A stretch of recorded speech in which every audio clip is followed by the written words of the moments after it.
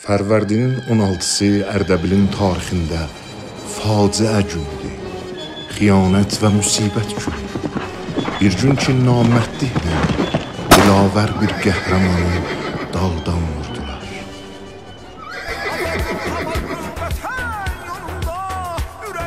ودود مؤذن برایش خواند.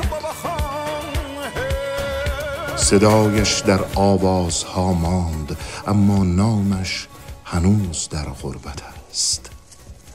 بابا خان قهرمان، فرزند سلطان سوالان، مجاهد اردبیلی، صدای ستم دیدگان و شمشیر بران آزادی خواهان، هم رزم ستار خان و باقر خان. کاری از امین رسولی. او به هنگام حمله همزمان روس و استبداد به تبریز از اردبیل به یاری ستار خان شتافت و سپاه او را از محاصره و مرگ حتمی نجات داد، اما تاریخ اسمش را کم گفت. او اینجا آرمیده، سردار رشید اما مظلوم مشروطه، نامش بر سنگ اما یادش هنوز غریب.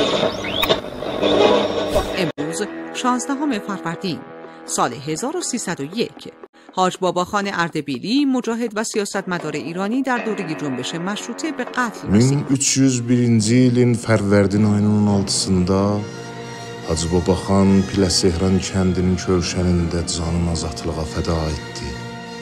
Amma cəngin aşkar meydanında yox, bəlkə xiyanət kölgələrində.